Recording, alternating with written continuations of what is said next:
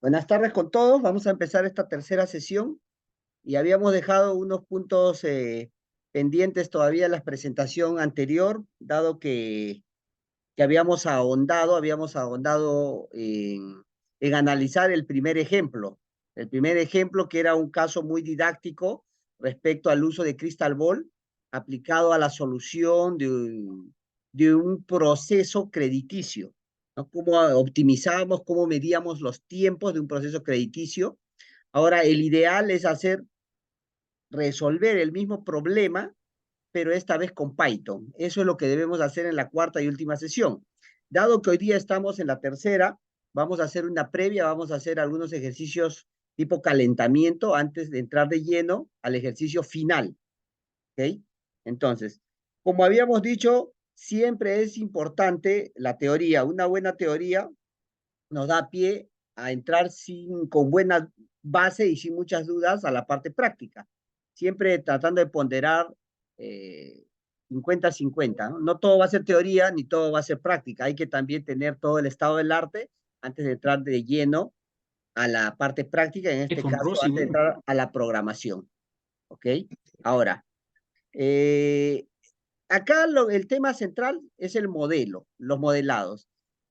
Dependiendo del negocio donde uno se desarrolle, donde se desenvuelva, siempre vamos a tratar de trabajar con modelos en aras de poder aprovechar la información y generar pronósticos, conclusiones que pueden ayudar, esas inferencias pueden ayudar al tomador de decisión. De eso se trata. Y los modelos sabemos de antemano, que van a tener un margen de error. Un error tolerable, un error promedio que se tolera en los modelos es un 15 a 20% de error. Deberíamos tener una precisión del 80-75%, ¿no? En la precisión. Son los números que se manejan, ¿ya? Entonces, teniendo un 75-80% de precisión, estamos trabajando ya con buenos modelos. Y así se trabaja en general en las empresas, en los bancos. Entonces, vamos a poner la presentación para ya ir cerrando la parte de la teoría que nos habíamos quedado un poco sin concluir, entonces la vamos a finalizar.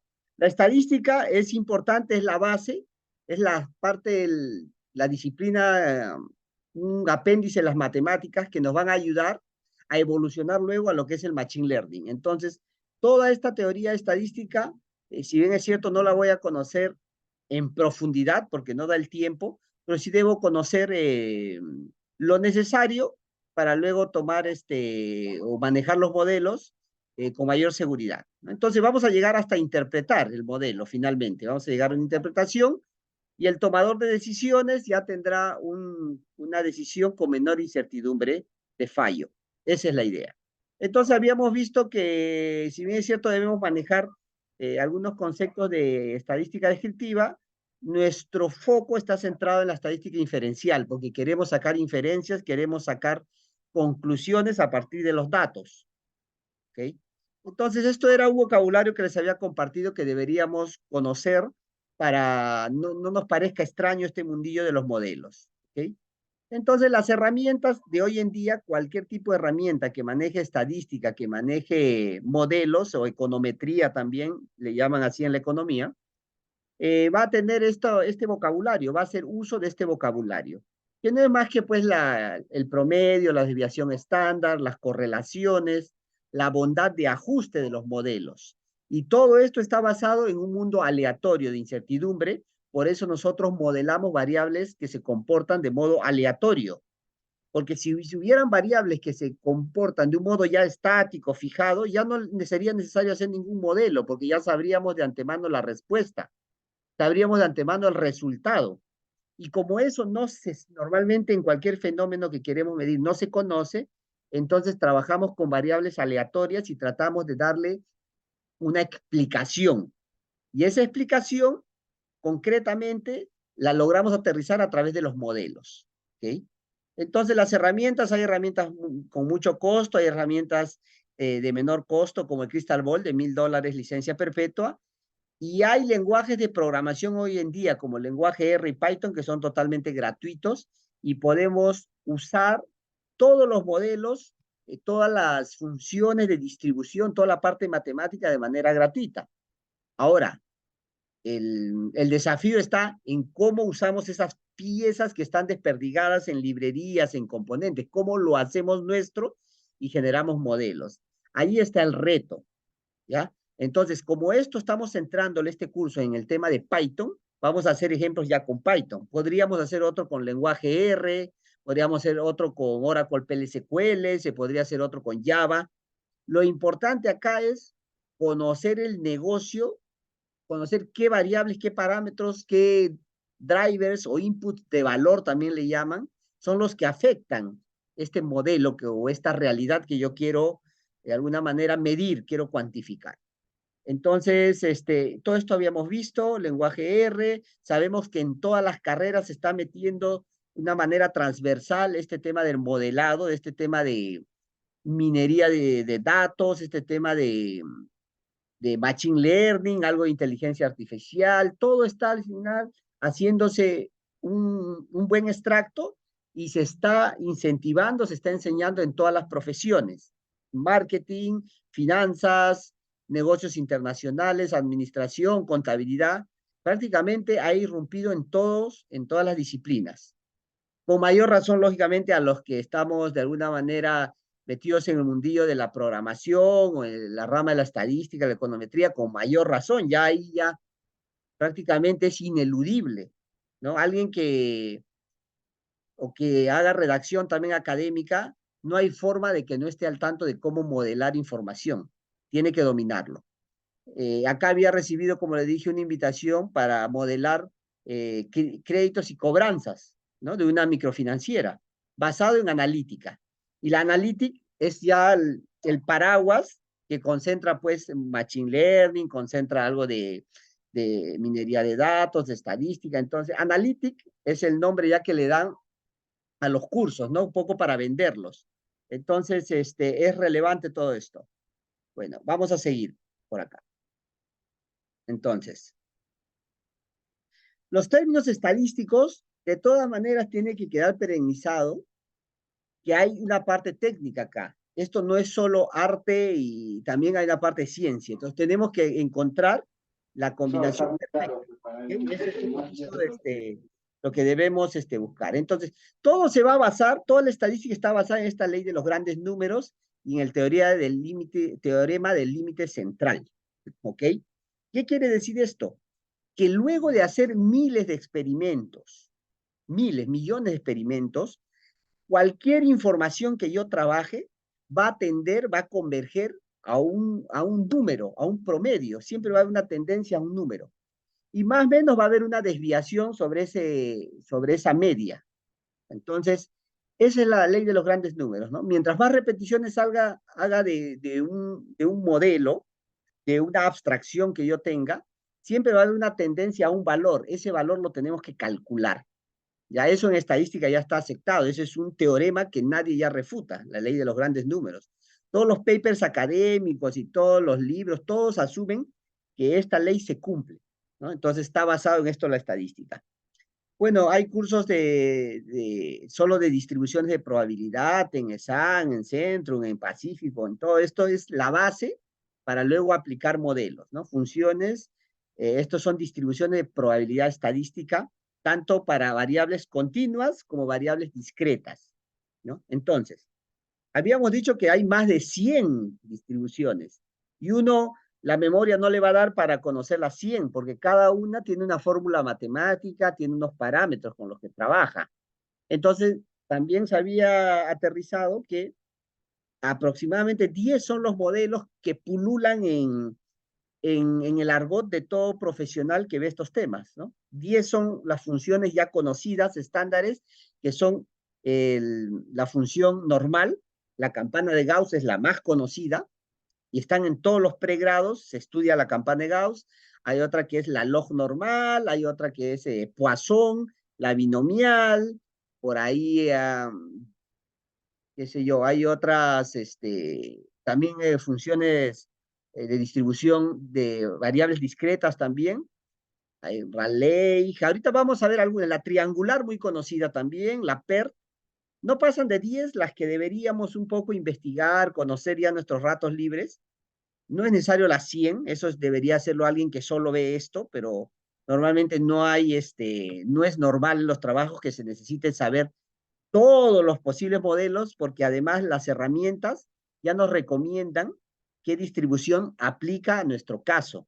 Ya no tenemos que nosotros estar testeando las 100. Ya las herramientas nos ayudan. Incluso el Python también te detecta cuál es la que tú debes usar.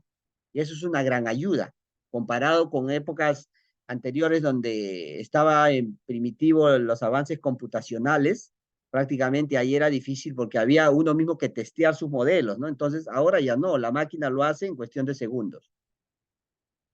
Entonces, en cualquier curso, a cualquier nivel que tenga que ver con este tema de modelos, machine learning, siempre vamos a llegar a las distribuciones de probabilidad, ¿no? Sea en inglés, sea en el MIT, sea en Stanford, siempre te van a decir que estamos trabajando con procesos random. Random quiere decir aleatorio, ¿no? Son variables aleatorias que nadie de antemano conoce el comportamiento, porque puede haber un comportamiento inexplicable, ¿no? El precio, por decir, del oro, el precio del petróleo, el tipo de cambio, cualquier variable, sea económica, sea de la macroeconomía, sea una variable en medicina, cualquier cosa que queramos medir, normalmente vamos a tratar de acotarla a una función de distribución, pero no podemos conocer de antemano o pronosticar con 100% de exactitud. Siempre estamos sometidos a incertidumbre, y eso es lo bonito de esto, porque los modelos nos dan un buen acercamiento para reducir, mitigar esa incertidumbre. ¿Ok? Eso es lo bonito de esto. Entonces, cualquier curso, sea en español, en cualquier idioma, en inglés, en lo que sea, siempre van a hablar de procesos random y van a hablar de probabilidades. Esto es, siempre va a aparecer probabilidades. Entonces, acá le dejo un cuadrito con las principales más o menos ya relación, qué modelo explica mejor qué realidad. Por decir, para pronosticar tiempo, para pronosticar temperaturas, es una función que se llama Raleigh. Para pronosticar tipos de cambio, acá dice ARIMA. Para pronosticar series financieras con mucha volatilidad, es Garch. Entonces, esto ya se conoce. Esto ya es prácticamente es aceptado por todos los practitioners de estos temas. Entonces, una triangular es algo que nosotros podemos, con sentido común, inferir de qué trata, ¿no? Es cuando una variable hay tres probabilidades más marcadas, ¿no? Una está por el lado inferior, tengo de repente un valor inferior, un valor máximo y un valor promedio que podría generarse en esa variable que quiero medir, ¿no? Hay tres posibles valores con un rango mínimo, rango máximo y uno que está en promedio. Entonces, esa es una triangular. Y cada una de estas funciones tiene sus propios parámetros. No es necesario ahorita entender, pero ya más o menos le dejo sentado para qué se usa generalmente, ¿no? Cuando hablamos de medición de los vientos y esto del tsunami, se usa una Weibull, ¿no? Ya todos los tsunami ya saben que van a usar Weibull. Y en series financieras, cuando hablamos de BCR o Ministerio de Economía y Finanzas, van a usar siempre Garch y Arima. Eso ya prácticamente es una práctica común en todos los países, ¿no? Ahora, lo que no habíamos hecho la vez pasada era hipótesis. Esto solo lo voy a mencionar porque este tema da para más, porque recordemos que las hipótesis en estadística son los que da pie a todos los temas de tesis de pregrado, posgrado y doctorado, ¿no? Este tema de hipótesis suena muy fácil de ponerle en una lámina, pero es lo que da pie a todas las investigaciones científicas, porque uno como investigador se juega por una hipótesis y trata de demostrar que es verdad. Pero eso no lo hago solo con mi sentido común, eso yo lo tengo que llevar a un análisis exploratorio, un análisis de datos, con datos. Entonces, siempre se va a ver, cuando yo analice estos datos para contrastar mi hipótesis, que el valor que yo obtenga, el estadístico que obtenga, si cae en la región de aceptación, entonces tendré una aceptación de la hipótesis que le llamamos una hipótesis nula. Pero si cae en la región crítica, yo rechazo esa hipótesis nula y doy por aceptado una hipótesis que es una hipótesis adicional, que es una hipótesis complementaria, que es la que generalmente es la que quiere demostrar el investigador. Entonces, si cae en estas regiones, voilà, bingo, porque he logrado demostrar lo que yo quería. De alguna manera, en mi experimento he logrado demostrarlo. Si bien es cierto, esto dice región de aceptación, esto es de aceptación, pero de una hipótesis nula. La idea es que yo no caiga en esto, que yo caiga en la región crítica para decir que esto no tiene un comportamiento estándar, esto tiene un comportamiento muy especial que yo he detectado con mi estudio. Entonces, estando en esta región crítica, yo puedo dar por sentado que mi estudio ha sido confirmado con los datos que he medido. Eso se trata. Entonces, eso lo vamos a hacer en cualquier modelo. Siempre vamos a estar sometidos a una hipótesis. ¿Ya? Entonces, este tema, bueno, cuando uno ya se mete al tema hipótesis, siempre va a hablar, como dice acá, una hipótesis del investigador. El investigador va a tratar de refutar una hipótesis nula, es decir, una hipótesis que no agrega nada. Yo voy a tratar de rechazar eso para que en contraprestación se acepte mi hipótesis, que viene a ser la hipótesis del experimento, ¿no? La idea es eso, que yo rechace la hipótesis nula para que se acepte la hipótesis alternativa, es el nombre, hipótesis alternativa. Entonces, si caigo en estos valores, en estas regiones críticas, he demostrado que mi estudio o mi modelo es valioso. ¿Ya? Si cae en esta región, el estadístico que voy a medir, ese estadístico puede ser el que escojamos, puede ser un chi cuadrado, puede ser Kolmogorov. Hay miles de estadísticos, pero si yo logro que el valor caiga por acá, entonces mi estudio ha sido satisfactorio. Hasta ahí lo dejamos. Si uno ya quiere meterse este tema ya más en profundo, ya esto da para más, porque este es la base de las tesis, de pregrado, posgrado, ¿no? Esto se entiende que no es un tema menor, no es un tema menor. Dependiendo que yo esté trabajando con un nivel de confianza del 99%, del 90%, del 95%, mi región de crítica, estos negritos que están acá, también se va a reducir dependiendo. Entonces, normalmente se trabaja al 95% de confianza, ¿ya? Entonces, eso es lo normal. Nadie trabaja al 50% de confianza o error, porque sería un trabajo académico muy pobre, no sería ni siquiera aceptado. ¿Ya? Normalmente se trabaja al 95%. Entonces, sabiendo que hay una hipótesis nula, que es la que quiero rechazar, quiero demostrar que eso no sirve. ¿Para qué? Para, en contraprestación, puedo inferir que la hipótesis alternativa o del investigador es válida. Eso es lo que nos llevamos. Más teoricismo, no. Ahora, el estadístico preferido por generalmente por todos los que ven modelos, es este chi cuadrado, ¿no? Es un estadístico muy, muy usado porque detrás, bueno, es una fórmula matemática que hasta se puede calcular a mano, ¿ya? O sea, no es necesario de repente, claro, que uno se va a demorar, pero la fórmula implica solo resta, división y elevar al cuadrado. O sea, no son operaciones de álgebra, no son operaciones de trigonometría o derivadas, integrales, nada de eso. Esto es algo que se puede calcular, ¿ya? Por eso es muy usado este chi cuadrado y está bastante aceptado. Y los paquetes estadísticos usan el chi cuadrado muchas veces para indicar si mi hipótesis es aceptada o es rechazada. ¿Ya? El chi cuadrado, o ji cuadrado también le llaman algunos. ¿Ves? Como digo, la fórmula es solo sumatoria, resta y elevado al cuadrado. Entonces, trata ese chi cuadrado, al final sale un número, un numerito, que mi modelo arroja, dice, este es tu valor chi cuadrado. ¿Ya? Haciendo todas estas operaciones, me va a salir un solo valor. ¿Y qué es lo que voy midiendo? Mido mi experimento, qué valores va arrojando, y por otro lado, qué valores son los esperados, los que yo debía obtener.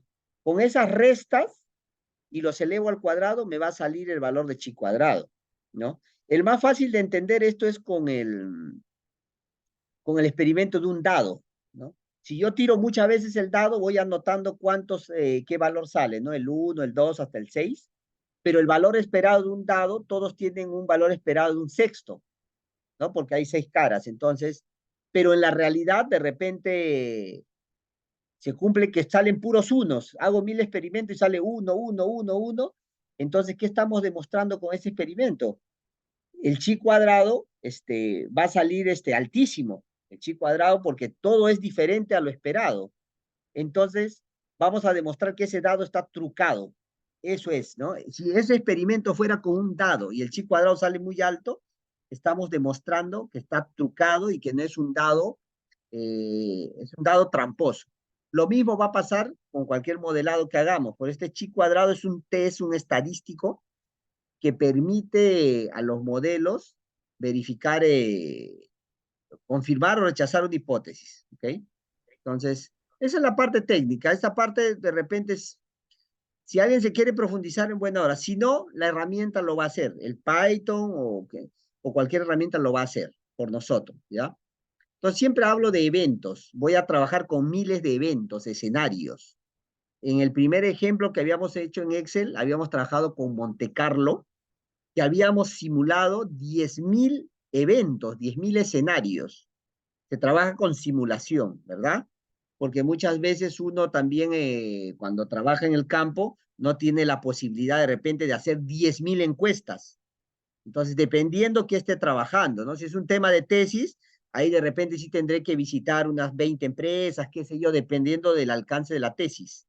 Pero si estoy trabajando en finanzas, es difícil pues que yo entreviste a 10.000 clientes, el banco no lo va a hacer, ¿no? Y si hace, va a tener que invertir mucho en campañas y todo eso. Entonces, normalmente se trabaja con simulaciones, se trabaja con escenarios, ¿ya? Entonces, bueno, acá está cómo aplicar la fórmula de chi cuadrado, eso lo voy a pasar por alto, ¿no? ¿Y contra qué lo comparo? Porque yo debo decir, ya, me sale un valor chi cuadrado de mi modelo, un numerito mágico, ¿no? Un numerito. ¿Y contra qué valor yo voy a saber si estoy en esta región de aceptación o esta región de rechazo? Tengo que comparar contra algo.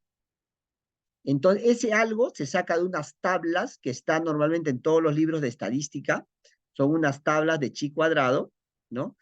Donde me indica si yo trabajo al 95% de confianza y con 5 grados de libertad, es decir, con 5 parámetros que tiene ese modelo, entonces yo debo compararlo contra 11.1. O sea, esa tabla ya me arroja los valores. Yo solo tengo que ir a la tablita, sacar el valor y compararlo contra el chi cuadrado de mi modelo. Si el chi cuadrado es mayor, el calculado es mayor que el de esta tabla, entonces estoy en la región crítica. Quiere decir que la hipótesis alternativa del que está trabajando esto se puede dar por aceptada y vamos a rechazar la hipótesis nula que está acá. Eso es al final lo que se reduce todo. Toda esta parte de la estadística se reduce a eso, ¿no? Cuando trabajamos con chi cuadrado, así se trabaja. Entonces ya vemos, acá hay una región de aceptación, una región de rechazo. Me conviene caer en la región de rechazo porque estoy rechazando una hipótesis convencional, lo cual va a decantar que por añadidura esté aceptando la hipótesis del investigador, que es la hipótesis complementaria adicional. No me conviene caer acá, porque si caigo acá, estoy aceptando, mi estudio no tiene mucho valor agregado, porque tiene un comportamiento normal que no puedo sacar mucha inferencia. ¿Ya? Entonces, vamos a ver. Entonces, acá, bueno, está la conclusión, ¿no? Cuando se acepta o no. ¿Puedo cometer errores? Claro, uno a veces puede cometer errores en su modelado, entonces puedo tomar si que no conozco esta parte estadística, puedo dar por aceptado de repente una hipótesis que debí rechazar, entonces puedo cometer ese error, entonces ahí hasta hablamos de errores en la hipótesis. Bueno, acá hay otro ejemplo, ya para el que lo quiere revisar, de cómo yo puedo evaluar si la distribución de Poisson que he aplicado en mis datos es correcto o no. Si estos datos son explicados correctamente por esta distribución que se llama Poisson.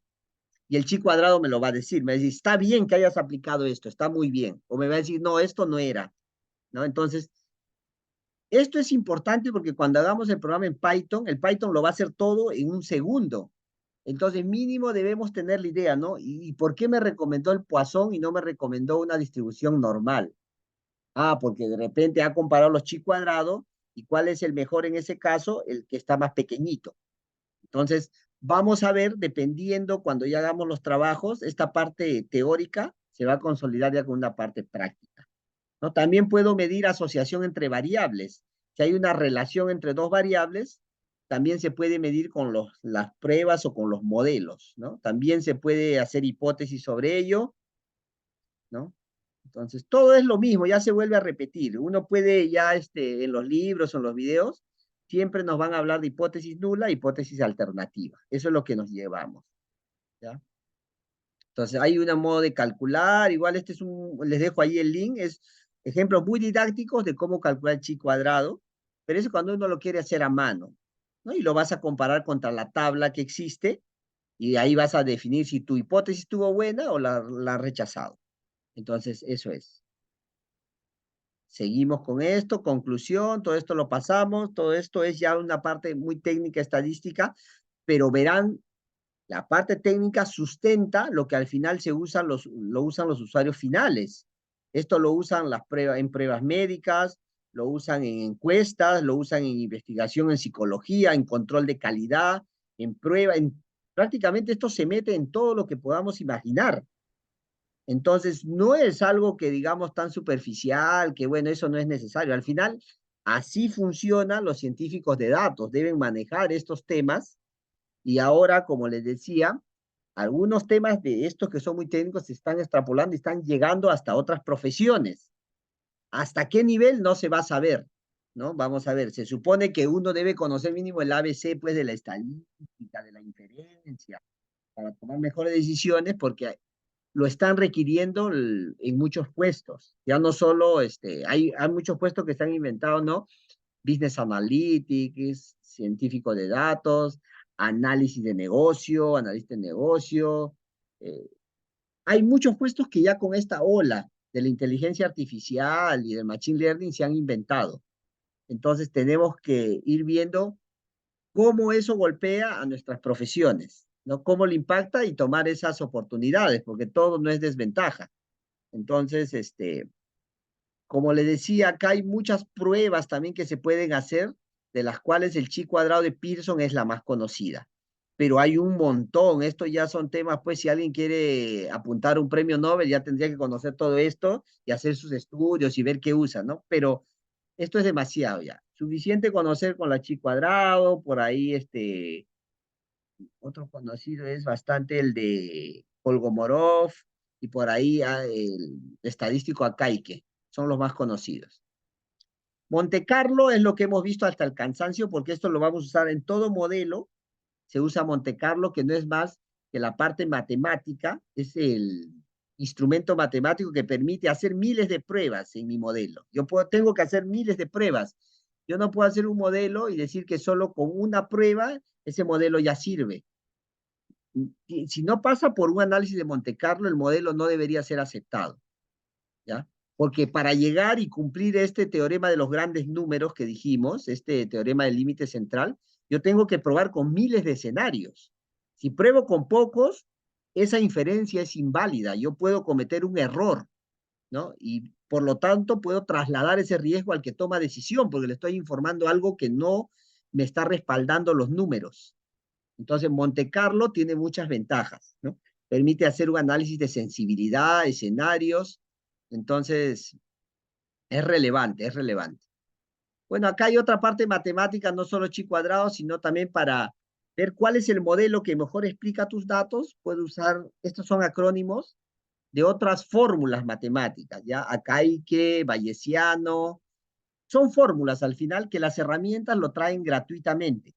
Ya lo vamos a revisar. No hay que calcular pues logaritmo, eso no. Simplemente saber que existe. Así como existe chi cuadrado, también existe otro AIC, que es Akaike, un profesor japonés. Lo van a ver por ahí siempre, por eso es mejor mencionarlo ahorita en el mentoring. Acá agarré un estudio al azar, por decir, buscando internet de Colombia, una tesis de posgrado me parece, y siempre acá, miren acá, Akaike y máxima verosimilitud. Siempre va a llegar el investigador, va a tener que usar un estadístico que avale, que avale su modelo para saber qué tan bien explica los datos, lo que él ha modelado. Uno no puede hacer una inferencia solo basándose en su juicio experto o en lo que le parece. Eso no es aceptado por la publicación científica. Eso no pasa a ningún, no lo van a publicar simplemente, ¿no? Siempre tiene que basarse en datos, en estadística, ¿ya? Entonces, ves, acá cuando ven un programa en Python van a encontrar bondad de ajuste, goodness, bondad, fit, ajuste. Bondad de ajuste de tu modelo. ¿Qué tan bien estás ajustando los datos con tu modelo? Siempre lo van a encontrar. Y esta es una herramienta Crystal Ball que vimos la semana pasada. Como ven, el chi cuadrado ya lo trae calculadito. Ustedes no necesitan saber la fórmula, nada. Simplemente él te dice, mira, acuerde a chi cuadrado, el mejor modelo que puedes usar para esos datos que yo tenía en ese ejemplo es Poisson. En segundo lugar, la binomial y luego vienen otras. Tú debes usar lo que te recomienda la herramienta. No estamos para polemizar contra la herramienta ya ha validado miles de modelos. Ya, entonces, esos son los modelos. Esta es otra herramienta, RIS, que es muy usada, que acá está Akaike. En todos van a encontrar siempre estos estadísticos. Aunque sea lo debemos conocer de nombre, por más que no sepamos la fórmula matemática ni nada, deberíamos conocer mínimamente el nombre. ¿Ok? Entonces, vamos a ver. ¿Qué más? Los propósitos. ¿Por qué hago los modelos? No, más arriba. Sí. ¿No? A ver, ¿por qué hago los modelos acá? Eh, bueno, puedo usar para hacer predicciones, y si es predicciones, debo usar a Kaike. Si quiero explicar solo una data, debo usar Bayesian. Y si quiero ver de repente efectos, ¿no? Cómo se afecta una variable con otra, debo usar este LRT, que es máxima verosimilitud. Entonces, ya prácticamente si me sigo adentrando, ya me van a seguir aconsejando más específico ya, ¿no? Ya la teoría ya me voy a tener que meterme más. Pero inicialmente no es necesario. Trabajando con nuestro chi cuadrado o con Akaike para los modelos es suficiente. Ya no vamos a ser tampoco tan ambiciosos de querer dominar toda la estadística en 4 horas, ¿no? Entonces, pero sí es importante mencionar que esto puede dar para más y más, ¿ok?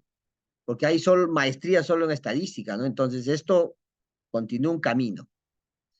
Lo que debe quedar claro, más allá de todo el tecnicismo que ha sido bueno de todas maneras tocar, porque esto queda grabado, es que en el mundo este que estamos trabajando en las finanzas, en este caso orientado a finanzas, yo puedo trabajar con modelos deterministas o con modelos estocásticos. Solo tengo dos mundos, no tengo tres, cuatro. O sea, en el mundo de los modelos, tengo dos opciones.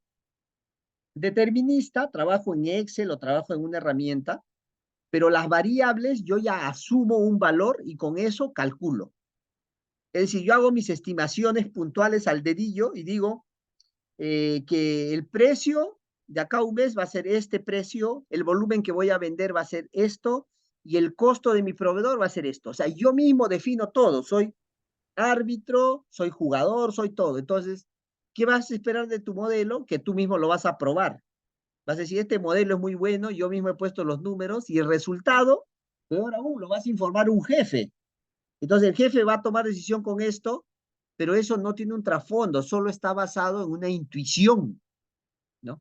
Que muchas veces muchos empresarios que son informales trabajan así, ¿no? A la intuición, a ver, vamos a ver qué pasa, y hay veces resulta, pero el modo como se trabaja en el ámbito ya más técnico, más profesional de las empresas más grandes, no es con modelos deterministas, es con modelos estocásticos, modelos basados en probabilidad.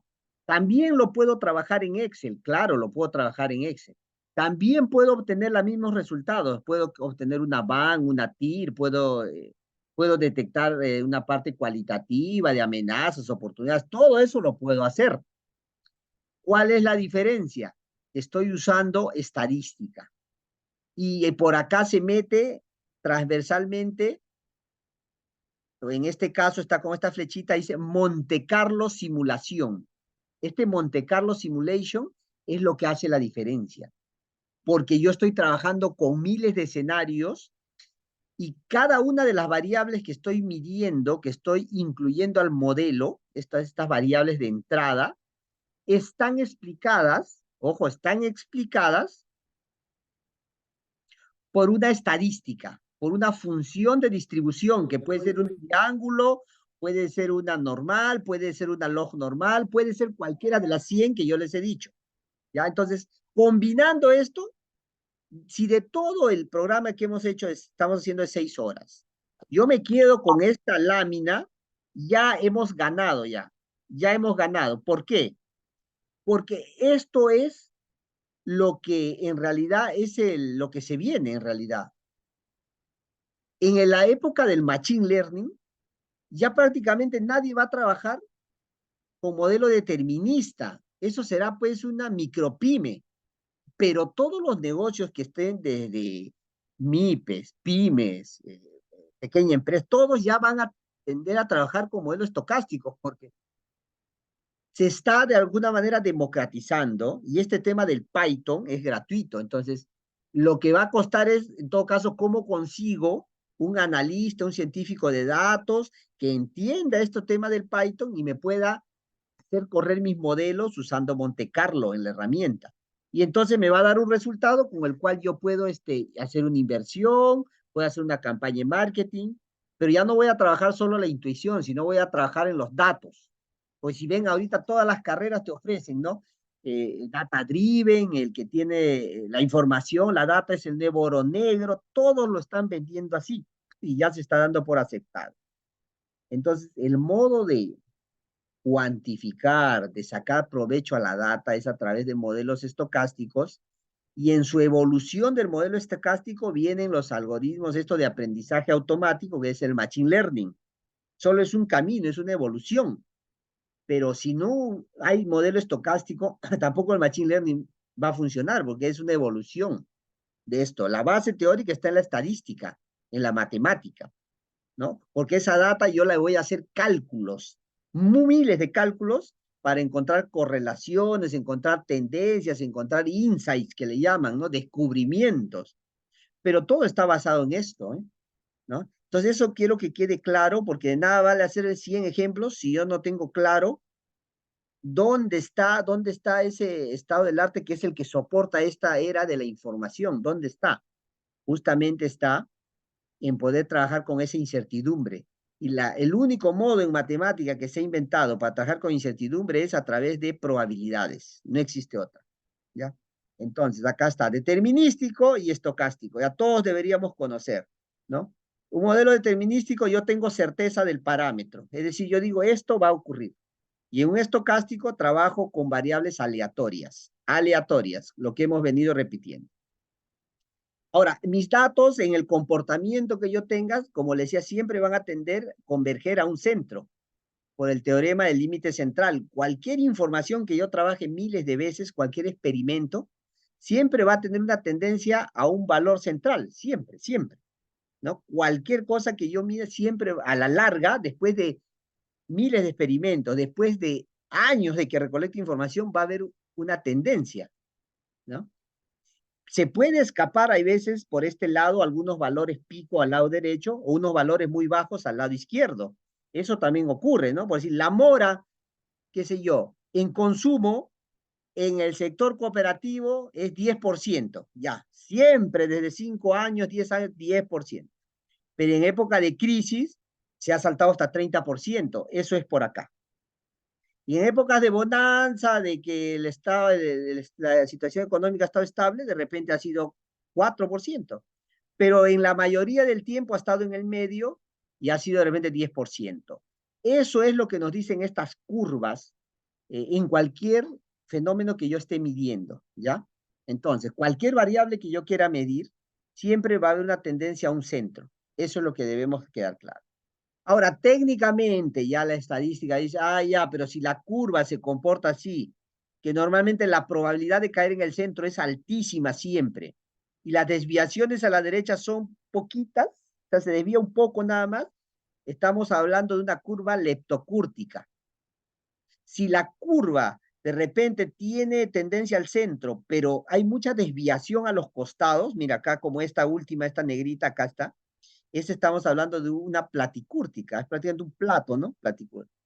Pero lo normal, lo que yo esperaría es una mesocúrtica, en donde hay siempre una tendencia, un promedio, y hay unas desviaciones izquierda-derecha, como una campanita. Eso es lo simétrica. Eso es lo que yo esperaría. Por eso, en la estadística se han definido estos tres términos, ¿no? Es técnico, pero es bueno saber que normalmente va a haber una tendencia y normalmente también debería haber, mayoría de casos, una mesocúrtica, ¿no? Debería ser una curva así. Todos los experimentos que yo hago van a caer en una curva al final y al cabo, en una curva. Y esa curva de repente va a tener esta forma, ¿no? Eso es lo que quiere decir. Correlación, vamos a encontrar correlación entre las variables, no necesariamente de causa-efecto, pero vamos a encontrar correlaciones que ya son de sentido común, incluso que los datos van a experimentar eso, ¿no? Si sube el PBI, por decir, del Perú, la mora va a bajar, eso es evidente. Entonces hay una correlación fuerte y negativa. Si uno sube, el otro baja. Pero si sube el desempleo, ojo, si sube el desempleo, también la mora sube, ¿verdad? Entonces hay una correlación positiva y fuerte. Entonces esas correlaciones van a quedar al descubierto cuando yo cargue los datos y le aplique los modelos estadísticos. Van a quedar acá, tal como se ve acá, va a quedar al descubierto el valor que tienen de correlación, que puede ser desde -1 hasta 1. 1 es la máxima correlación y -1 también es fuerte, pero en negativo. Entonces, saber que existe en el mundo de la economía, en el mundo de la estadística, correlación entre las variables. Y eso es importantísimo, porque para la toma de decisiones, yo no voy a trabajar con una sola variable, voy a trabajar con muchas variables y tengo que tener conciencia de que hay correlaciones. Pero las herramientas, tanto de Machine Learning como de estadística, ya permiten trabajar e incluir en la ecuación, e incluir en los pronósticos las correlaciones, ya que existen en la vida real, hay que incluir ese tratamiento. Una correlación muy famosa es desempleo con inflación. Mayor tasa de desempleo, ¿no? Cuando incrementa esta tasa de desempleo, entonces la inflación va a ser menor, ¿no? Entonces, acá esto se llama la curva de Philip, ¿no? Si hay una tasa de desempleo baja, ¿no? Acá la inflación también va a ser alta. Esto ya son correlaciones que ya están definidas, ¿no? Entonces, a ver. Bueno, análisis de sensibilidad sí hemos visto, eso ya hemos visto cuando hemos analizado el modelito. ¿Cuáles son las variables o los inputs, las variables de entrada, ¿no? Los parámetros de entrada que afectan más a mi modelito? Porque un modelito no es univariable, un modelito es normalmente de muchas variables, ¿no? Para explicar la mora, por decir, va a entrar pues el sueldo del prestatario, va a entrar la cantidad de hijos, va a entrar si es hombre o mujer, va a entrar su experiencia crediticia, es multivariable el tema. Entonces, en cualquier modelito debe hacerse un análisis de sensibilidad que me diga cuál es la variable que afecta más al modelo. Y sobre esa variable yo debo que tomar decisiones y controles, ¿no? Este es un torbellino, es un gráfico denominado torbellino, donde yo puedo ver gráficamente, visualmente, cuál es la variable que más impacta. Esto ya es, creo que la parte técnica, la última, y como que es lo más oscuro, lo más difícil, en donde vamos a ver en el código Python, solo lo menciono para que quede sellado, pero no es necesario que tomen nota o que lo dominen. Toda función de distribución de las cientos que les he dado un brochazo ahí, ¿no?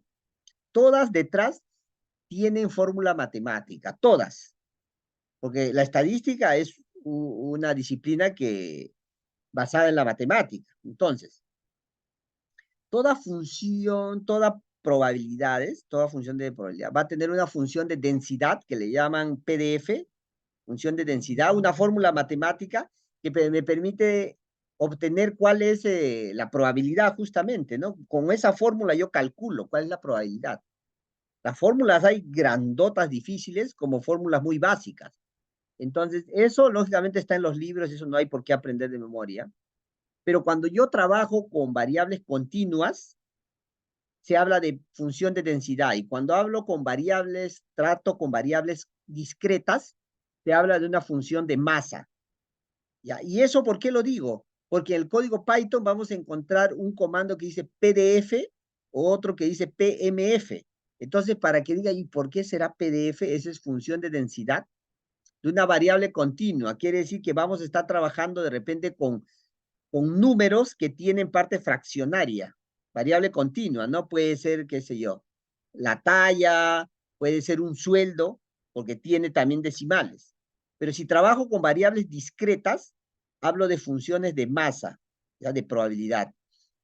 Entonces, dependiendo qué tipo de variable trabaje, hay una fórmula matemática que lo ampara, ya solo para saber, existe una fórmula, ¿no?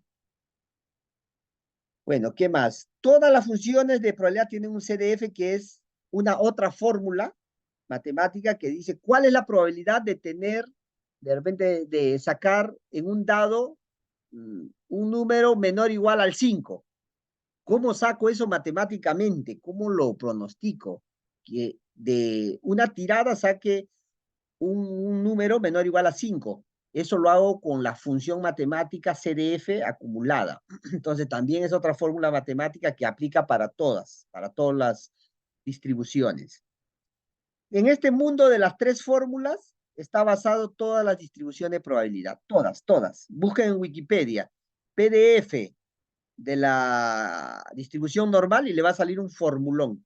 ¿Ya? Entonces, eso no es necesario aprender, pero sí es importante saber que detrás hay fórmula matemática. Esa es la moraleja de esta lámina. Hay matemática, sí existe, ¿ya? Entonces, como acá ven gráficamente, si yo aplico esa fórmula y estoy en la acumulada CDF, entonces me va a dar la probabilidad de sacar menor o igual a este número. Toda esta área bajo la curva, ese número me lo va a dar la fórmula matemática. Parece un milagro, pero me lo va a dar. Y esto que parece muy abstracto es lo que se usa finalmente en cualquier modelo, ¿ah? ¿No? Por decir, acá le un ejemplo. Estoy llenando latas de gaseosa. ¿Cuál es la probabilidad? Ya, pero tengo unos datos de entrada que me dicen la media del peso es 12 onzas y su desviación estándar es 0,25. Puede ser más, puede ser menos. Yo quiero saber cuál es la probabilidad de que esa lata pese menos a 14 kilos, 14 onzas. ¿Cuál es la probabilidad? ¿Cómo lo calculo? Tengo que saber la fórmula matemática acumulativa. Y con eso me va a salir la probabilidad, ¿no? Ahora, acá me están dando la ventaja que me dicen que es una distribución normal. Entonces yo fácilmente voy a Wikipedia, veo la fórmula, aplico estos números y me va a salir un numerito. Esa es la probabilidad que tengo de que una lata pese menos de 14 onzas, o menos de 13 onzas, o menos de 8 onzas, me va a salir. Eso es la magia de los números, ¿no? Cómo con una fórmula te pueden dar la probabilidad de que esta lata que en esta fábrica de envasado, ¿cómo podemos saber cuál es la probabilidad de que salga defectuosa, que pese menos del promedio? Y con esto resolvemos justamente. Por eso esto aplicado a las finanzas es una maravilla, porque te va pues, cuál es la probabilidad de que ese cliente, qué sé yo, tenga una mora de 5% y te lo va a dar. ¿Cuál es la probabilidad? Pero sí, antes explicamos bien esa variable con una distribución. Antes yo tengo que decir cuál es el paraguas que explica mejor, que cubre mejor esos datos. De las 100 probabilidades que hay, ¿cuál es la que mejor se ajusta, el mejor fit, en la que mejor explica mis datos? Si yo tengo eso, aplicando las fórmulas matemáticas voy a saber cualquier probabilidad.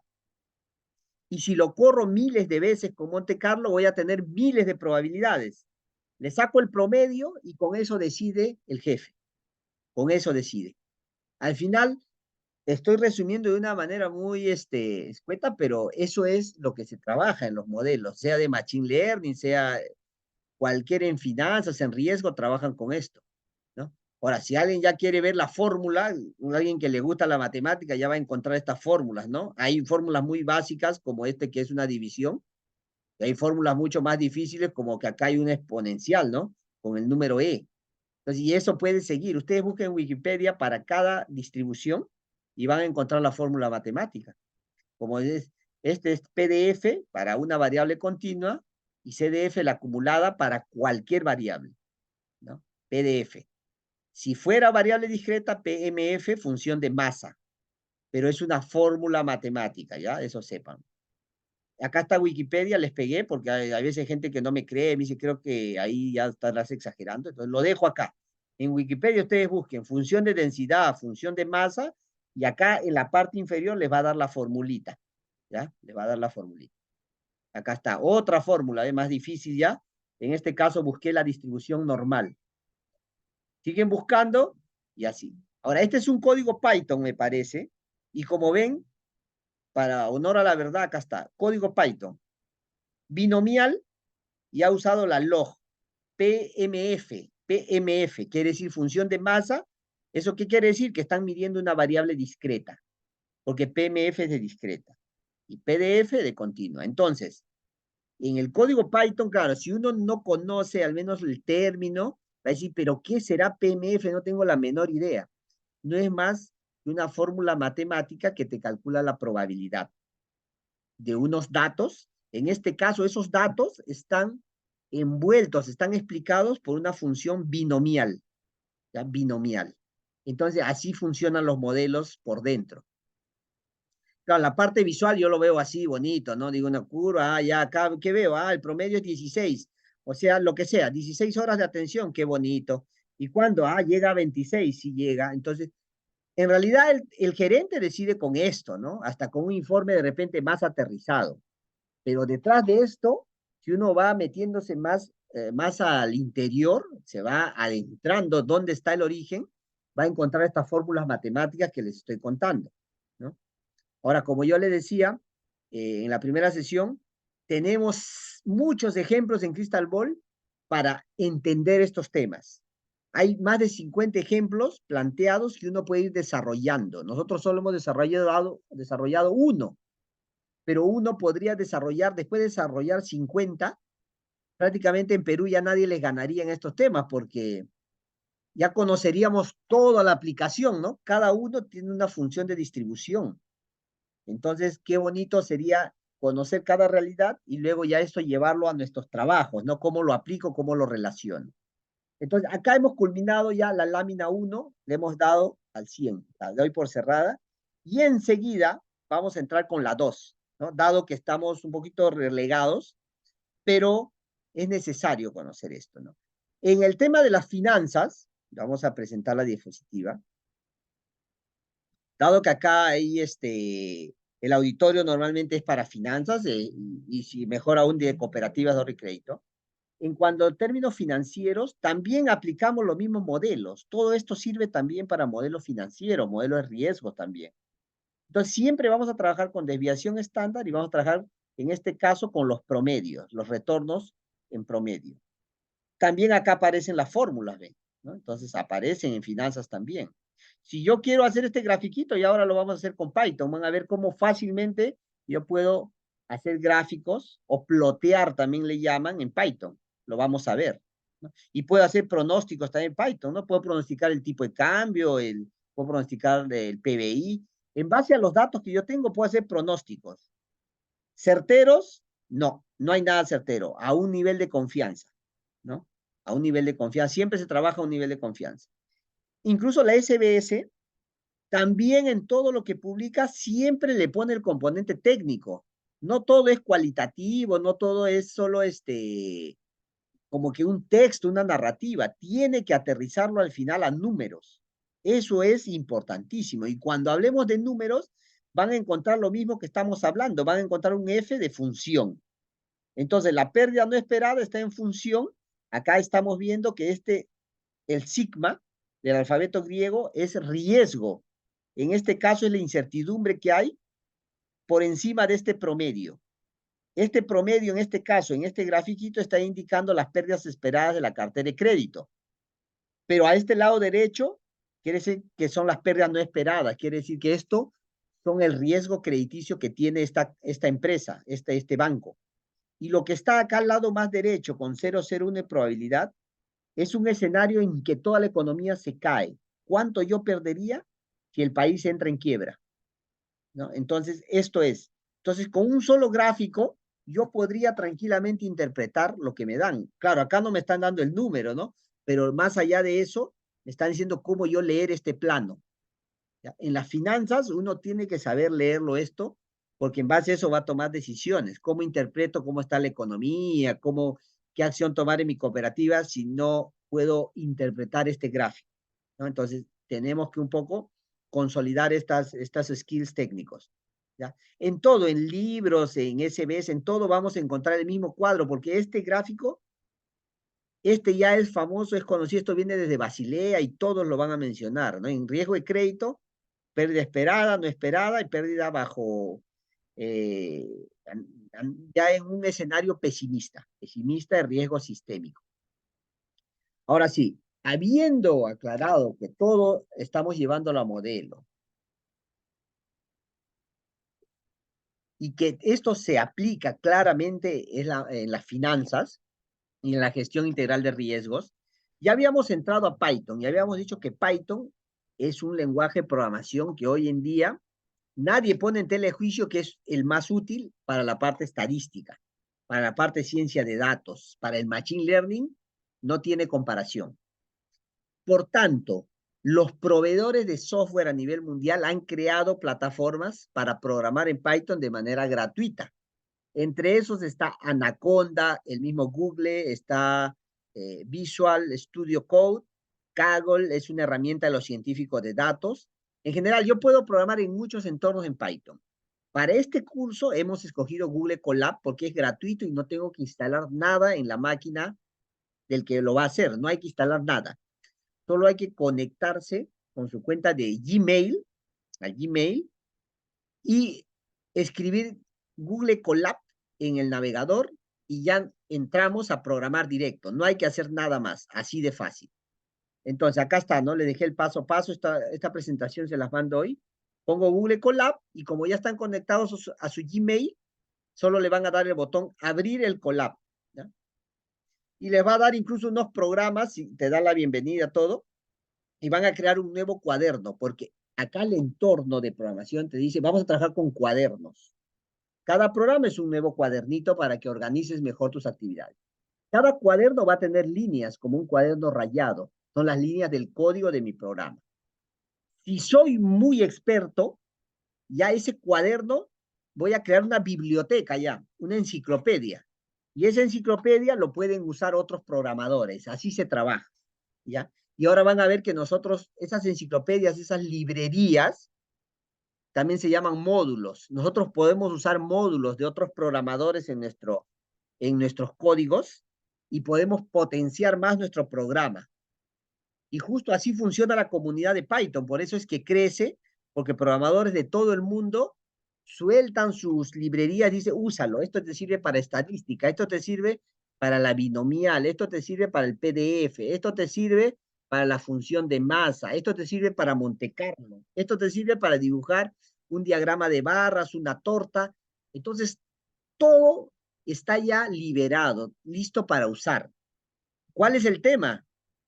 El reto, la sobreinformación, que ya tenemos demasiado. ¿Cómo digiero bueno, acá hay un festín, ya es demasiada comida para mí. Entonces, acá lo que se tiene que hacer ya es ir usando las componentes que uno requiere en su trabajo, porque si no es demasiado ya.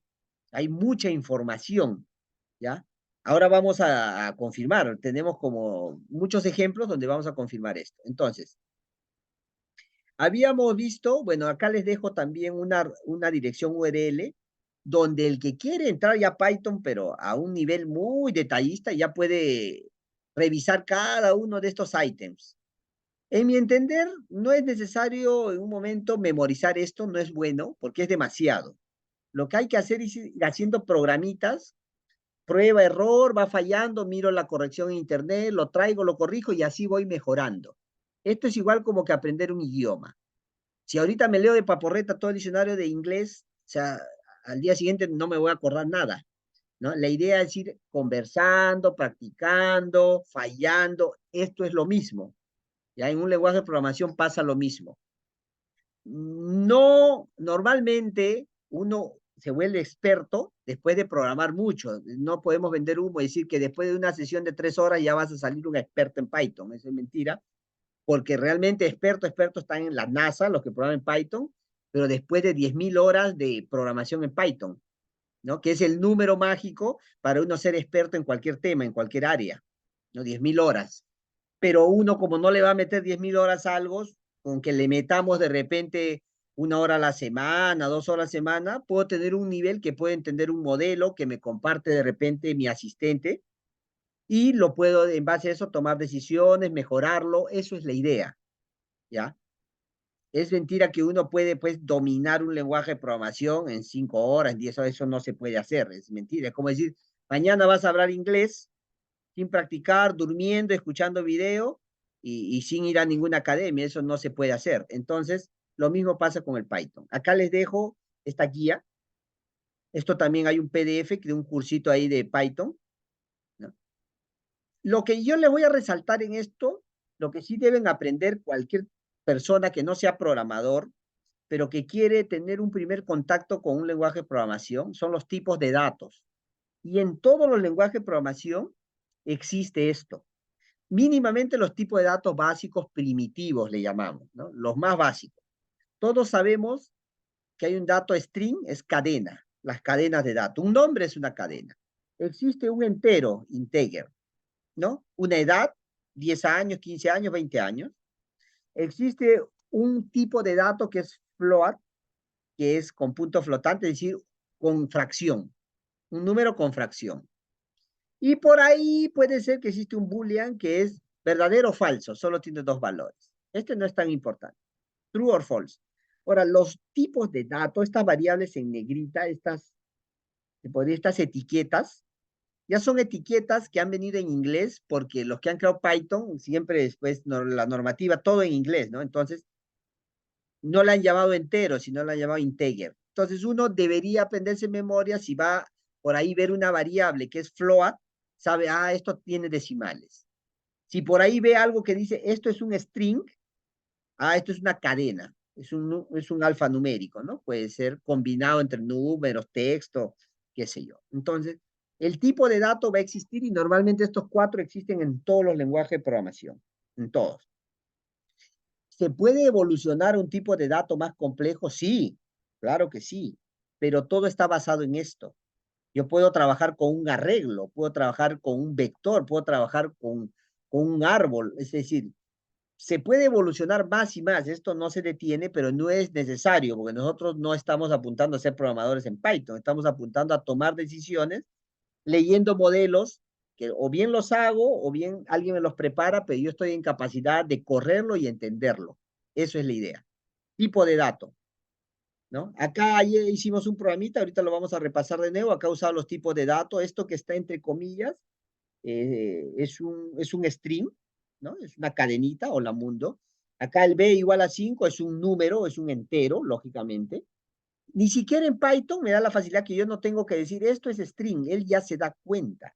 Una vez que yo asigno un valor a una variable, él dice, esto es una cadena, esto no puede ser un número. A diferencia de otros lenguajes de programación que son muy rígidos, que tú tienes que decir como programador, esto es tal cosa, en el Python no, tú solo comienzas a usar y él internamente va a conocer de qué estás hablando.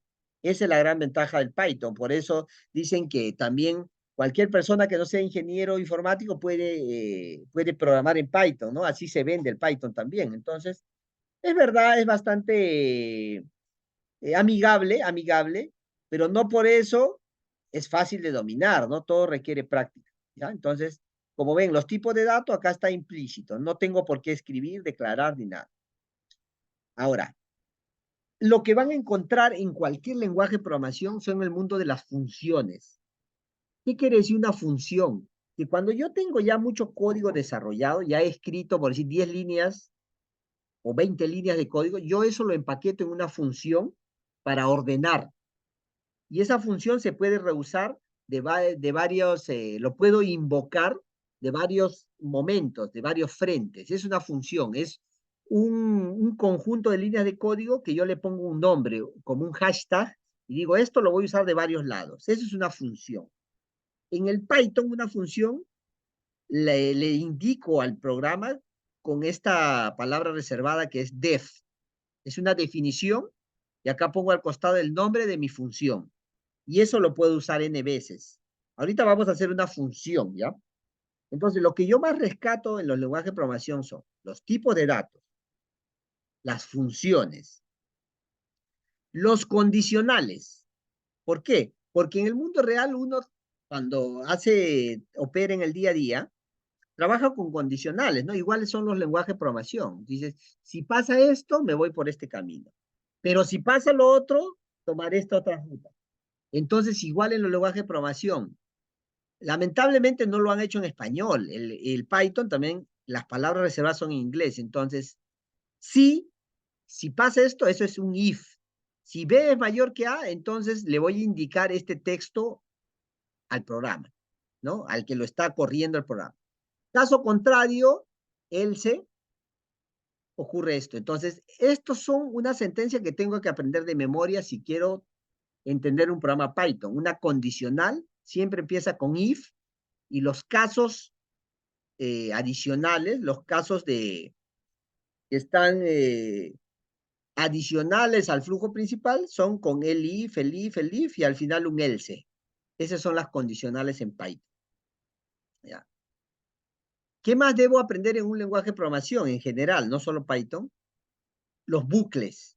Ese es el último, los bucles. ¿Qué quiere decir? Que yo puedo hacer una repetición de algo n veces, ¿verdad?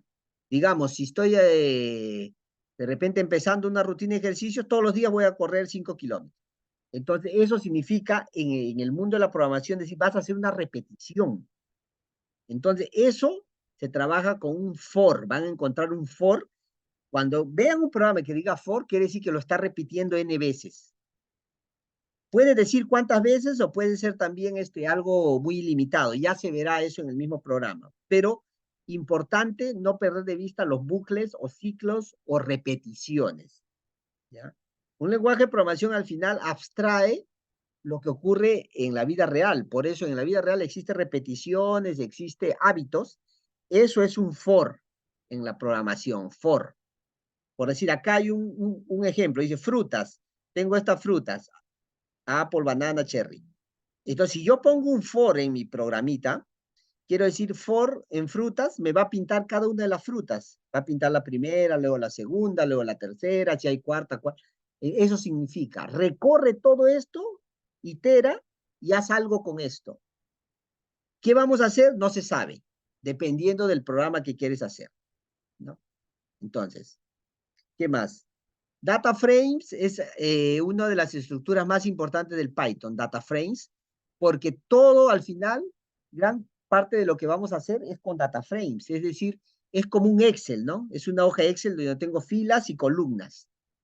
Entonces ahí tengo la data, igual, cuando yo tengo una información, la voy a convertir en un data frame y con ese data frame voy a hacer sumas, restas, voy a sumar toda la fila, voy a hacer una búsqueda, igual que el Excel, es similar.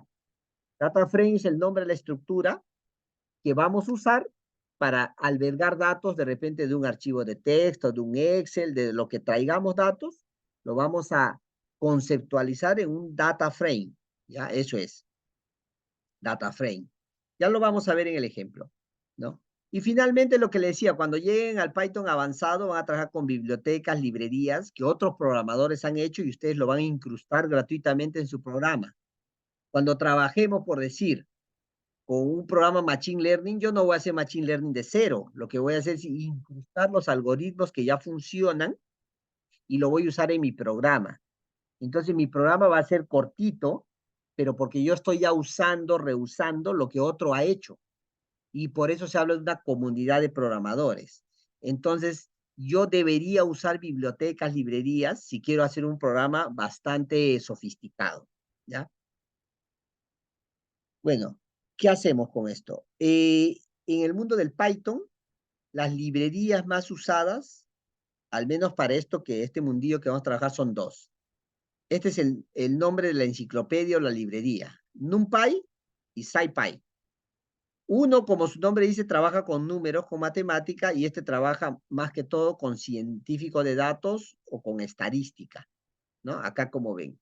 Esos dos, si yo incluyo a mis programas, esas dos librerías, entonces yo estoy en capacidad, pues, de hacer programas ya tranquilamente de nivel intermedio para arriba, ¿no? SciPy, esto ya hay que conocer estadística, al menos hay que saber de qué voy a usar una binomial, se va a usar chi cuadrado, ¿qué se va a usar?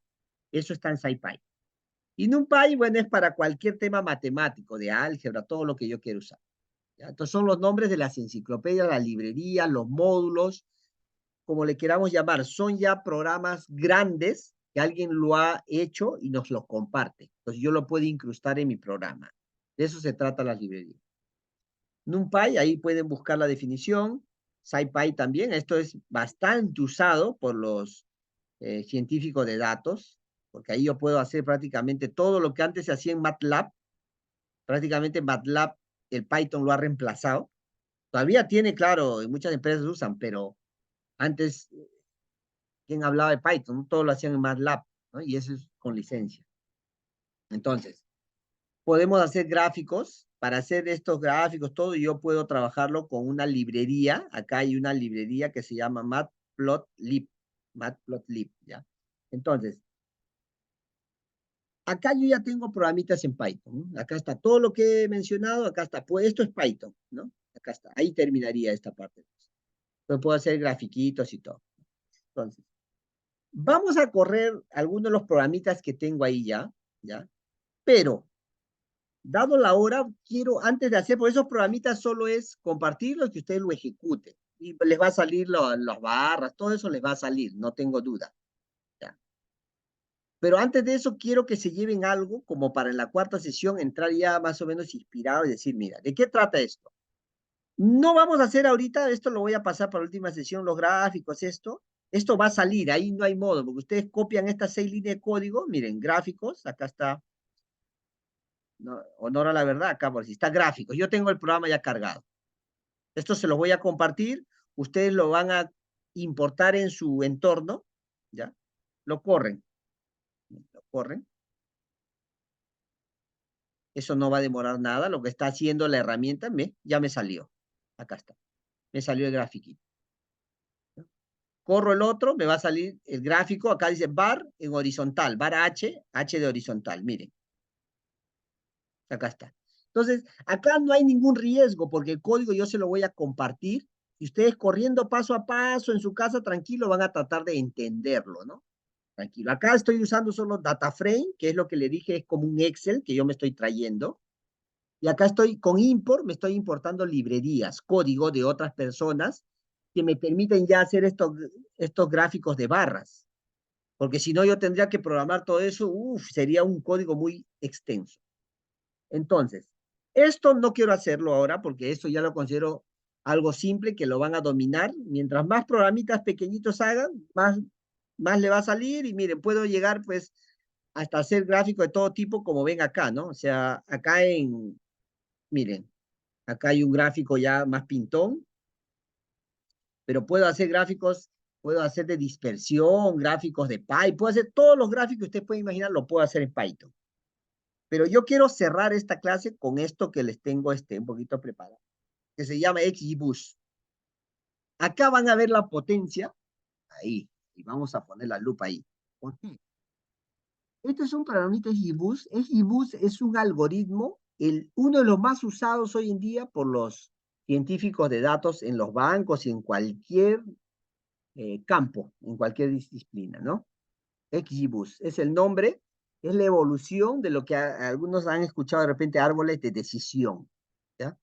Entonces, esto se usa para pronosticar, ¿ah? Bastante se usa. Entonces, yo voy a correr este programita, no es muy grande, no es muy grande, no tendrá ni 100 líneas, pero quiero que vean la potencia de lo que podemos lograr si hacemos bien las cosas en Python. ¿Ya? No me voy a quedar en los grafiquitos, eso lo van a hacer, eso está indudable, ¿no? Y el que no puede, ya haremos otra charla y veremos paso a paso, eso va a salir. Quiero que entienda para la cuarta sesión entrar y a resolver el problema que planteamos en la parte 1. En el Python, yo tengo acá en el lado derecho, perdón, en el lado izquierdo, tengo un menú desplegable donde yo puedo cargar información desde mi laptop a este entorno, que es una máquina virtual que Google me ha regalado, ¿no? Ustedes también cuando abren su Colab, acá les da como un directorio. Entonces yo digo, yo tengo una data, ya, en esta carpetita que voy a trabajar, miren, esto es relevante, ¿ah? Porque si entiendo esto, yo puedo hacer maravillas con cualquier data que llegue a mis manos, miren. Si yo tengo esta información, por decir, de diagnósticos de cuándo se diagnostica diabetes, por decir, ¿cuáles son los parámetros más o menos que podrían pronosticar que una persona va a salir positivo o negativo en su diagnóstico? Esto se usa también en medicina, ojo, no solo en finanzas, esto se usa para todo, para el COVID, para todo se usa la estadística. Y mayor aún los algoritmos de Machine Learning, ¿no? Que son más potentes, más rápidos, más de última generación, con mayor razón. Entonces, yo tengo esta información, ¿ya? Pero yo no me voy a concentrar tanto solo en esta información, sino voy a tratar de hacer lo mismo yo de repente con otra data que yo posea, ¿no? En este caso, a ver, vamos a ver. Está separado. Como esta es la data, ¿no? Como ven, hay columnas y en la última columna he logrado conseguir en mi historial, lo que es 0 es un paciente que no tiene diabetes y lo que es 1 es un paciente que sí lo han diagnosticado diabetes. Acá en las columnas anteriores, en estas son prácticamente 8 columnas anteriores, yo tengo distintos parámetros. Uno puede ser la presión sanguínea, otro puede ser el peso, otro puede ser la edad. Esto ya es de acuerdo al investigador, la data que tenga, lo metes a esta licuadora, pero sí tienes que tener la variable que quieres medir. Tiene que decir, en estos casos, para esta persona que no tiene por qué decir el nombre, ¿eh? Esto es anónimo, no se sabe de quién será, pero tengo esta data y se ha sabido que es uno, este ha tenido diabetes, este no tiene. Entonces, ¿qué persigo? Que cuando venga una persona o de repente en un distrito, de repente en un país, yo digo, este modelo que yo tengo que he basado en esta data que me han dado, yo tengo ya un modelo que puede explicar, que puede pronosticar. Yo digo, a ver, ese señor que me dé sus análisis y probablemente pueda pronosticar que va a tener o no el diabetes con este modelo. O puedo pronosticar ya todos los que tenemos de repente en carpeta que en un hospital, en una clínica, todos estos son susceptibles a que tengan diabetes, porque tenemos su presión sanguínea, tenemos su tipo de sangre, tenemos esto, y la estadística está diciendo que puede tener diabetes. Y entonces lo vamos a llamar, el señor, no quisiera hacer un despistaje, una campaña, para eso se usa la información. Ahora ustedes dirán, pero ¿cómo lo hace? ¿Cómo lo hace el Python? ¿Cómo me ayuda Machine Learning? Porque esto parece, bueno, esta data sí la pueden conseguir, porque esta es data real, ¿no? De algún lado se ha conseguido información. Igual que en las finanzas yo tengo toda la data, tengo el PBI, tengo inflación, tengo deflación, tengo todo. Entonces yo puedo coger mis variables y tener una variable que quiero pronosticar. Lo cierro esto, miren, lo cierro, lo vamos a demostrar. Entonces yo voy a cargar en mi entorno, voy a subir esa información, la voy a subir, que dice acá, esto creo de la India, una información de la India, vamos a ver. Ya lo subí, acá está, PIMA, Indias, Diabetes, CSB. ¿Ya? Es un archivo que todos podemos conseguir del negocio que nosotros estemos. Si estoy en una tienda, puedo tener datos de cómo son los parámetros del que me ha comprado, su edad, cuánto gasta, su sueldo, puedo tener datos. Entonces, yo puedo pronosticar si me va a comprar o no. ¿No? Puedo pronosticar si este va a caer en mora o no. Entonces, eso ya depende del investigador. Pero lo que vamos a demostrar acá es lo siguiente, que con este código, ya, con este código que es un modelo Machine Learning llamado con el algoritmo XGBoost, lo voy a ejecutar, y rápidamente ya leyó este archivo. Yo le estoy diciendo que tengo 8 columnas y que después de la columna 8 yo ya tengo el resultado. Es decir, este algoritmo, este programa está aprendiendo de esa data, ese Machine Learning, está aprendiendo lo que yo le estoy diciendo. Supuestamente ya aprendió y por acá le digo, ojo, de esa información, para que hagas la prueba del modelo, usa un 33%. porque él mismo, para ver si ha aprendido el alumno, tiene que también tomarse un examen. Y como estamos hablando de Machine Learning, nosotros le decimos, aprende con un 33%. De esa información, escoge al azar 33% y con eso tú mismo te vas a revisar la tarea, ¿ya? Entonces, él me dice, mira, con este código, me dice, mira, he logrado crearte un modelo con un 72% de exactitud. Es decir, de cada 100 personas que tú me des sus datos, en 72 yo le voy a acertar. Y en 28 no le voy a acertar porque tampoco el Machine Learning es perfecto ni la estadística es perfecta. Pero en 72 sí le doy en el clavo. Entonces, estos modelos Machine Learning con 70, 75, 80, ya están operativos, ya los aceptan ya.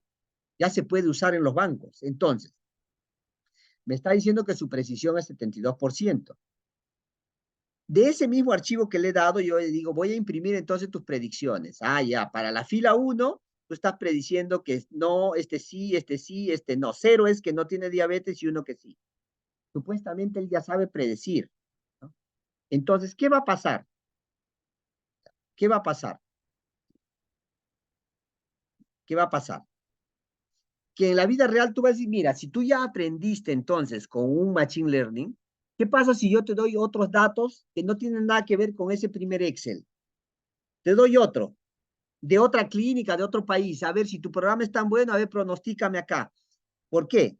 Porque generalmente los síntomas de diabetes es lo mismo generalmente en todos los países, ¿no?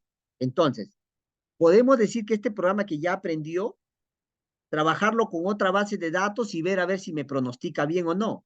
Yo tengo otro Excel de otra información que yo lo estoy trabajando. Digo, a ver, de estos pacientes, te voy a tomar un examen yo ya, ¿no? En la vida real, porque ese programa ya ha sido validado, ¿no? Por el XGBoost, el algoritmo XGBoost. Y vamos a ver qué tan potente es este Machine Learning de saber o de detectar bien, de pronosticar bien. Este programa, esta data, yo ya le estoy tomando examen y yo sé, porque son pacientes que ya realmente han tenido su pronóstico, pero el Machine Learning no lo sabe, a esto yo lo tengo escondido, este es de otros pacientes. Y yo sé que este sí ha tenido, este no ha tenido, quiero ver si esta máquina, que supuestamente es muy inteligente, me logra pronosticar esto, porque si lo logra hacer, quiere decir que sí es verdad. Entonces yo ya puedo usar, si soy un médico, puedo también valerme del Machine Learning para decir, mira, esta máquina te pronostica muy bien, 7 de cada 10 te va a dar algo certero. Y puedo con esto yo también ayudarme, ¿no? Puedo usarlo también como un soporte para mi persona, digamos que soy médico. Entonces, voy a incluir a mi carpeta, voy a subir un archivo que en este caso es diabetes, que yo le estoy diciendo de otros pacientes que nada tienen que ver con los primeros. Y vamos a ver, si él me dice que logra una precisión de 72%, entonces cuando yo le haga la prueba final, también debe mantener su precisión o subirla en todo caso, ¿no? Pero si me dice, no, el modelo es 72, pero en la vida real te pronostico solo 20, entonces quiere decir que algo he hecho mal, quiere decir que no está bien, esas variables que he tomado no son correctas. Entonces, voy a cargar acá ese archivo diabetes, ¿no? Acá está diabetes, vamos a ver acá, vamos acá, ya cargo. Este check quiere decir que está bien, tengo que ir paso a paso. Entonces, vamos a ir acá también. Y voy a hacer las predicciones para la data real. Miren. Y me dice que ha alcanzado una precisión de 86%. Quiere decir que este se convirtió realmente, como su nombre dice, un Machine Learning, porque ha aprendido solo y data real que yo le mando, él de cada 10, 8 acierta. Y lo puedo seguir usando este programa hasta que pierda su precisión en algún momento. Entonces lo voy a usar, miren. ¿Y qué es lo más bonito de esto? Y con eso vamos cerrando. Acá yo me pinto las predicciones. Esto es lo que ha predecido. Me lo llevo a un arreglo. Me lo llevo a un arreglo. Esto es como un Excel que tengo acá. Pero en realidad, yo me lo quiero llevar a un Excel, pues, porque esta data Yo no la quiero ver en Python. Yo soy doctor y yo quiero ver un Excel, ¿no? Todo doctor, todo profesional ya maneja Excel. Entonces digo, lo voy a cargar en un archivo que se llame output, doctor, y lo voy a salvar. Toda esa data. Entonces, ¿dónde va a estar cargado? Acá, miren. En mi directorio de trabajo, acá dice output doctor. Lo voy a descargar y lo estoy llevando a mi máquina. ¿Ya? Acá está, hecho. Vamos a ver. Vamos a ver, acá dice abrir. Y con esto prácticamente estamos confirmando que el Python, el algoritmo XGBoost, que es de Machine Learning, funciona y funciona bien. Lo estamos demostrando. Vamos a ver acá. Que se abre el archivo.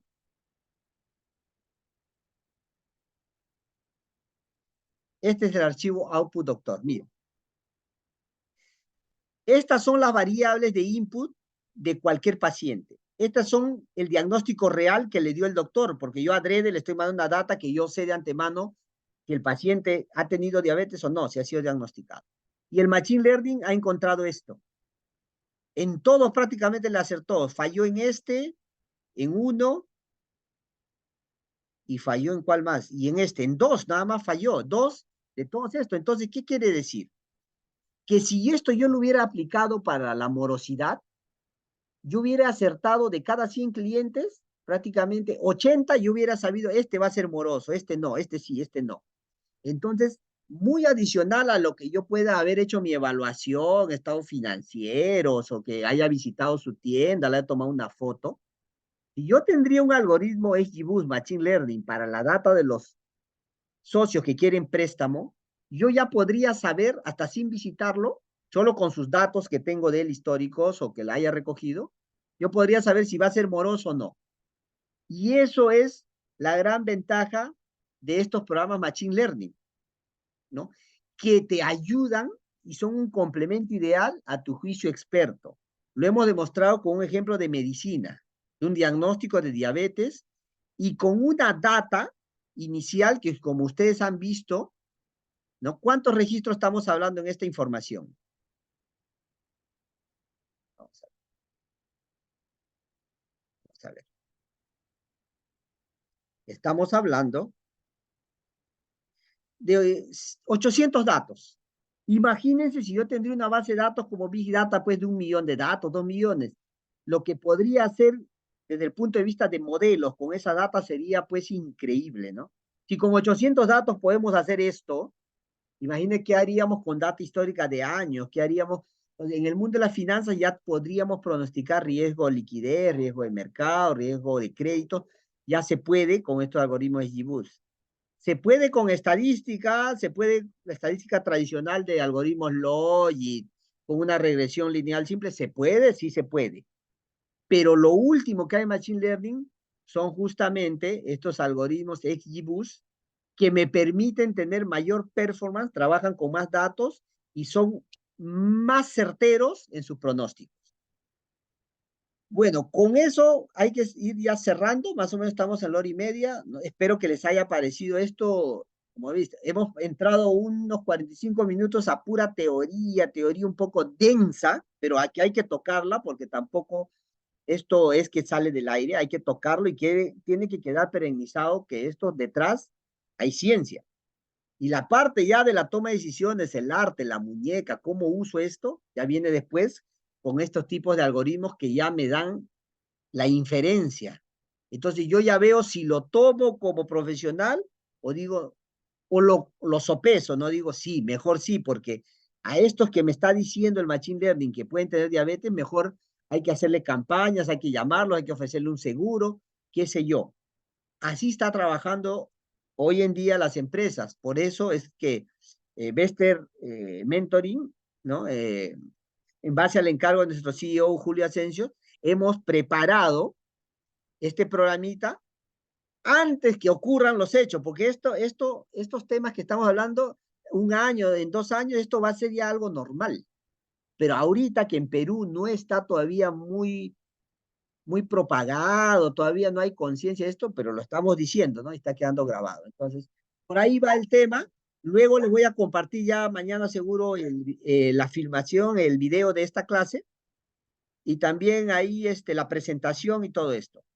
Y en la última sesión de este viernes vamos a resolver ya el programa Python que habíamos propuesto en la etapa 1. Y ya vemos después ya, ¿no? Si que queda corto, ya vemos si se hace una fecha más en algún momento, ya nos vamos el otro año a hacer un taller presencial, ya tomaremos decisiones, pero lo importante es que quede acá sentado, que se está cumpliendo con lo empeñado, ¿no? La palabra empeñada se tiene que cumplir. Dijimos que se iba a programar en Python y que se iba a entregar algo, demostrar que el Machine Learning es real, sí, lo estamos demostrando, ¿no? El Python, ¿se puede aprender? Sí, han visto que abro mi Google, ya puedo programar, puedo hacer cositas. ¿Lo puedo hacer más evolucionado? Sí, si ya uso librerías y entiendo qué quieren hacer estas librerías. La única forma de entender es agarrando los conceptos, ¿no? Entonces, dependiendo de lo que esté analizando, siempre voy a necesitar Monte Carlo, siempre voy a necesitar funciones de distribución, siempre voy a tener que usar variables aleatorias. Y todo eso le llaman modelos estocásticos. Entonces, creo que por hoy se ha cumplido. Nos vemos el viernes también a las 6, ya para cerrar la cuarta y última sesión. Y ya les comparto luego lo que estamos quedando. Muchas gracias y buenas noches a todos. Gracias a todos.